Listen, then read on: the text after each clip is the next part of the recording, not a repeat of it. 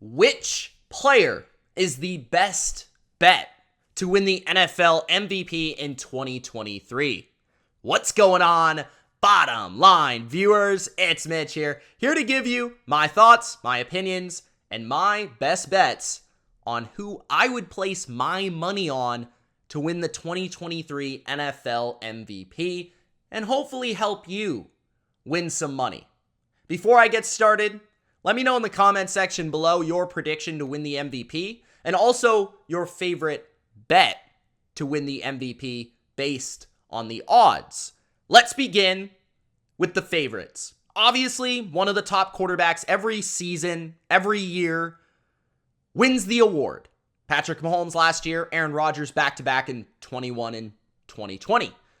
This year, I like two guys out of the top four to put some money on in both conferences. There's Patrick Mahomes, there's Josh Allen, there's Joe Burrow, there's Jalen Hurts. I don't love Patrick Mahomes this year just because he won the award last year. I understand he's the top quarterback in the league and everyone knows that. But I would prefer Joe Burrow over him and Josh Allen in the AFC. I like the offensive line. I love the chemistry he has with his receivers. I think everyone knows he's one of the top quarterbacks in football. Now with Joe Mixon and that whole behind-the-scenes deal, I actually believe Cincinnati could become more of a pass-heavy team. I do believe there's a strong chance they win their division and possibly even the conference for Cincinnati in the regular season. I could see them finishing as the number one seed, which definitely helps that case to win the MVP. Joe Burrow's an awesome player, but I believe he could take off this year as true superstar MVP caliber season. He's yet to have that just yet, and 2023 could be that year. The other guy I really like is Jalen Hurts. The reason I like Jalen Hurts is he's by far the best quarterback in the NFC, and everybody knows that. If Philadelphia repeats and is the number one seed in the NFC once again, and I think they're favored to be that, and also, he has good odds. He has the best odds out of Josh Allen, Joe Burrow, and Patrick Mahomes. He's fourth on that list.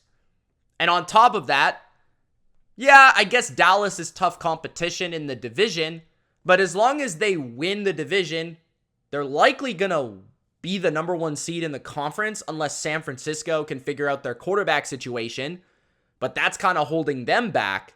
So it does feel like whoever wins that division is going to have the number one seed in the conference, in my opinion. And Jalen Hurts is a dynamic player. He was put on the map last year as like an elite player. He gets the contract now where everyone realizes how good he is. It's no longer potential based. It's like he is it now. He is the guy. So now it's solidified. Last year solidified the case for Jalen Hurts. Last year he was a good story and they put him in the conversation to win MVP. But he wasn't quite there yet in the consciousness of the public to understand that he can actually be most valuable player. So now I believe for 2023, he is there. And given the fact that he's a runner, a passer, to me, he has huge potential to put up big time statistics and of course, a lot of wins. And I also feel like Philadelphia's defense may not be as good as last year. So that might help him put up more numbers this year. So I really love Jalen Hurts as maybe the best bet according to the odds. I would bet on Joe Burrow over Patrick Mahomes due to him winning it last year. And then also Josh Allen, because Josh Allen is in the toughest defensive division in the NFL.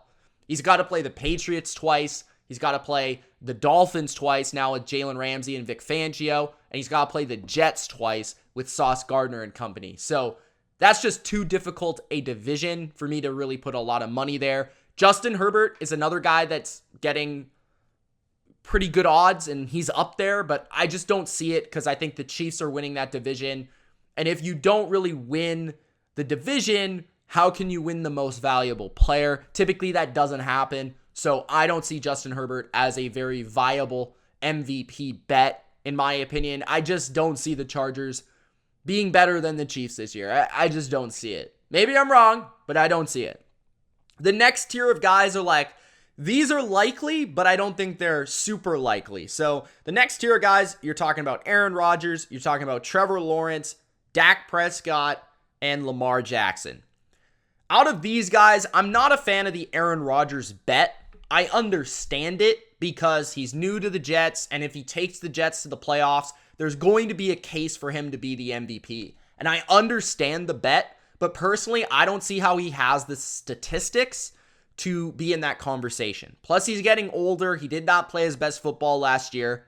I do think he'll play better this year, but I think a lot of what this Jets team is going to be based on is their defense and a little bit of their running game. And I don't think Aaron Rodgers is really going to be slinging the rock 40 times a game. I just don't see that happening. So I don't think he's a great bet because of the statistics. And you need stats to win the MVP. After that, you're talking about Lamar Jackson. I love Lamar Jackson as a bet for MVP. He's one of my favorite this year. If I'm thinking of it in my mind, I think Jalen Hurts is number 1, Lamar Jackson is number 2. I think Lamar Jackson has the best receiving core of his career this year with Odell Beckham Jr. coming to town, Zay Flowers in the draft, Devin Duvernay, Nelson Aguilar, Mark Andrews, Isaiah Likely. They added a new offensive coordinator who's going to be more pass happy, and it's less going to be ground and pound. So I could see Lamar putting his best passing numbers up. Everyone knows he can run, and everyone knows he's dynamic, but they're going to put up better passing statistics this year. Passing touchdowns, passing yards. I think Lamar's numbers are going to go up. I also think there is a chance that the Ravens are the best team in the AFC this year in the regular season. They could win this division in the AFC North. I think that's very possible. They have a very good defense. They have a very good coach. They have a great kicker. They've got all the elements, a good offensive line, a decent pass rush. It's not a perfect team. There's a reason they're not favored, but they're in that conversation. I think a lot of people are sleeping on them as a giant contender in that conference. So I really do like Lamar's chances if he stays healthy, because again, dual threat ability, running, passing, and everyone knows now that the last couple of years, this team struggled without him. They can't win without him. So everyone knows now that he's extremely valuable, okay? Then you've got Trevor Lawrence, who I also like because I think he's in the weakest division. He's going to play a ton of weak defenses. He's going to feast on those defenses.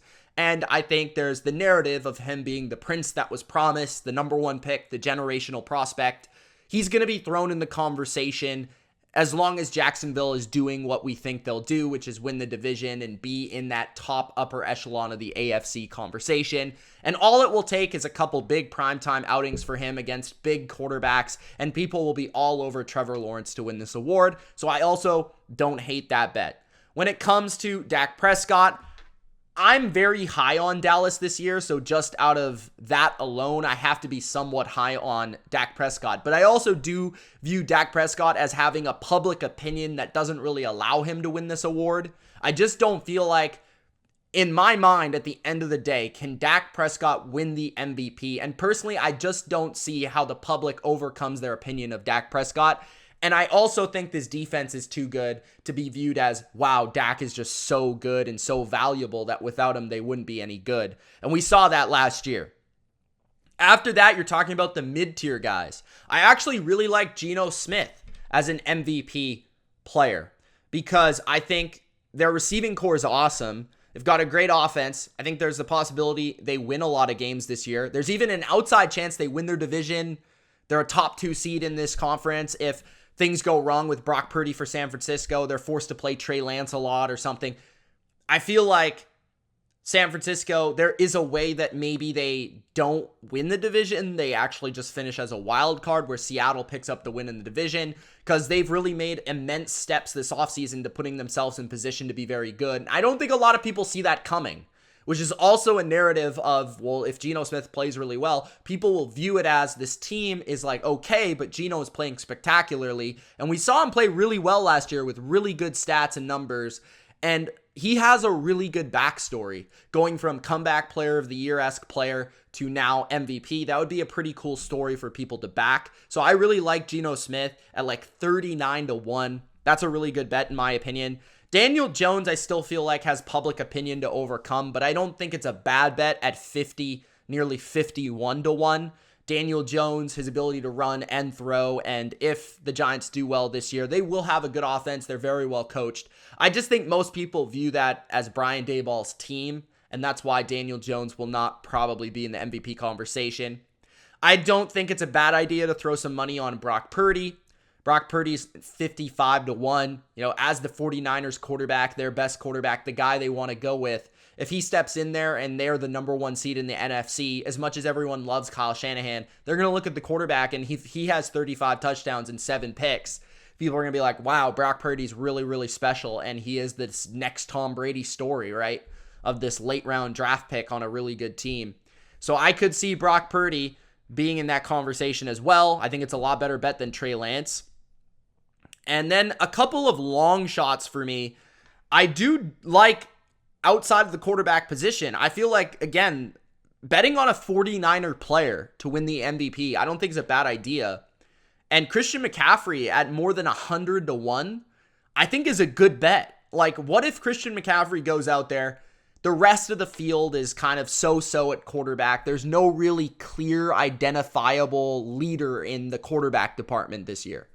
And the Niners win 14 games. But Brock Purdy, Trey Lance, and Sam Darnold all play throughout the year. And Christian McCaffrey is the main engine of the offense. He runs for 1,200 yards and receives 800 yards and has 20-plus touchdowns on the year. That very well could happen.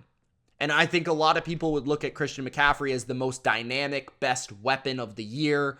And because he's such a good receiver, it adds to the value conversation of running back for people to understand that they could vote for him, not just being a running back, but also being a receiver. So I think that Christian McCaffrey is a great bet because I think the Niners are one of the top teams in the league, one of the teams that could be a number one seed, and they don't have a clear quarterback to really maybe, if you don't want to bet on Purdy, don't think he'll be healthy the whole time, I think McCaffrey is your bet. And then the final one is a defensive pick, and I'm going with Micah Parsons at 137-1. This is at least the price I saw. I think this is a good bet if you're going to bet a defender, just because I think Dallas's defense could be the best in football. Micah Parsons is a centerpiece. Last year, he was getting steamed up heavy for Defensive Player of the Year, and I believe he could win that award this year, but I think just a lot of people are behind him because of his versatility, his ability to rush the passer, his game-changing capabilities. And then on top of that, he plays for Dallas. So he has a huge market. He's on, America's game of the week every week. So there's a lot of things to like there. Let me know in the comment section below, guys, if I missed any of these bets or any of the odds or any players that you really, really like. In terms of the ones that really stand out to me in this conversation, I like betting on Jalen Hurts at the top. I like Lamar Jackson and Trevor Lawrence in the mid-tier. And then after that, I wouldn't mind a little Geno look, maybe a little sprinkle on Brock Purdy, Christian McCaffrey, and Micah Parsons. Those are my primary picks. And then maybe Joe Burrow as well if you're wanting to go for another big dog in the fight. But those are my best bets for the 2023 NFL MVP award. Let me know yours in the comment section below. It's Mitch. Thanks for watching. Peace.